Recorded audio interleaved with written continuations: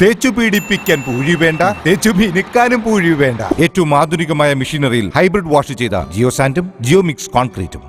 ബംഗ്ലാദേശിലെ ന്യൂനപക്ഷങ്ങൾക്ക് നേരെ ഭരണകൂട പിന്തുണയോടെ ഇസ്ലാമിക മത തീവ്രവാദികൾ നടത്തുന്ന അതിക്രമം ഭാരതത്തിലെ ഹൈന്ദവ സമൂഹത്തിന് നൽകുന്നത് അപകടകരമായ സൂചനയാണെന്ന് പ്രജ്ഞാവാഹ് ദേശീയ സംയോജകൻ ജെ നന്ദകുമാർ പറഞ്ഞു. ഭാരതത്തിലും കേരളത്തിലും പ്രത്യേകിച്ച് ഉത്തര കേരളത്തിൽ വലിയ അപകടങ്ങളാണ് ഹൈന്ദവ സമൂഹത്തെ കാത്തിരിക്കുന്നത്. ഇസ്ലാമിക തീവ്രവാദികൾ നടത്തുന്ന ആസൂത്രിത നീക്കങ്ങളെ കരുതിയിരിക്കേണ്ടിയിരിക്കുന്നുവെന്നും അദ്ദേഹം പറഞ്ഞു. മുന്നറിയിപ്പുകൾ നൽകിയിട്ടും 1980-കൾക്ക് മുമ്പ് കാശ്മീരിലെ പണ്ഡിറ്റുകൾക്ക് തീവ്രവാദത്തിന്റെ നീക്കങ്ങളെക്കുറിച്ച് ബോധ്യപ്പെട്ടില്ല. അവസാനം ഒരു കൈയിൽ തേയും മറുകൈയിൽ വാളുമായി ഒന്നുകിൽ നാടുവിടുക അല്ലെങ്കിൽ മതം മാറുകയെന്ന് ഇസ്ലാമിക ഭീകരവാദികൾ ആക്രോശിച്ചപ്പോൾ മാത്രമാണ് സത്യം ബോധ്യപ്പെട്ടത്. ഈ അവസ്ഥയിലാണ് ബംഗ്ലാദേശിലെ ഹൈന്ദവ വിശ്വാസികളും എല്ലാ തലത്തിലും അതിക്രമങ്ങൾ നേരിടുകയാണ്. ഇതിനകം നൂറുകണക്കിന് ഹൈന്ദവ വിശ്വാസികൾ തീവ്രവാദികളുടെ അതിക്രൂരമായ ആക്രമണത്തിന് മാത്രമായി ബംഗ്ലാദേശിൽ കൊല്ലപ്പെട്ടു കഴിഞ്ഞു.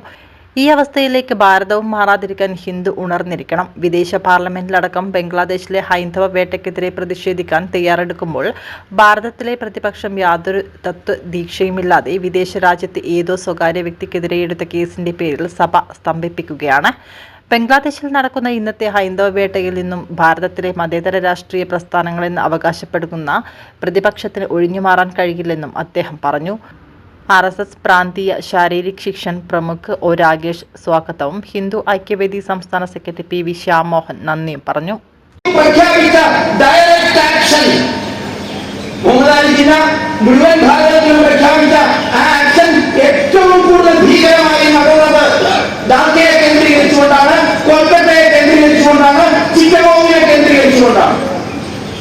ലക്ഷക്കണക്കിന് ഹിന്ദുക്കളാണെന്ന് അറിഞ്ഞു ചെയ്യപ്പെട്ടത്.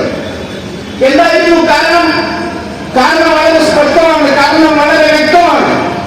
അധികാര കൊതിമുട്ട ഒരുവട്ടം രാഷ്ട്രീയക്കാര് ഭാരതത്തെ എല്ലാ കാലത്തേക്കും ആയി വിഭജിച്ചു ഭരിക്കാം എന്ന് ധരിച്ച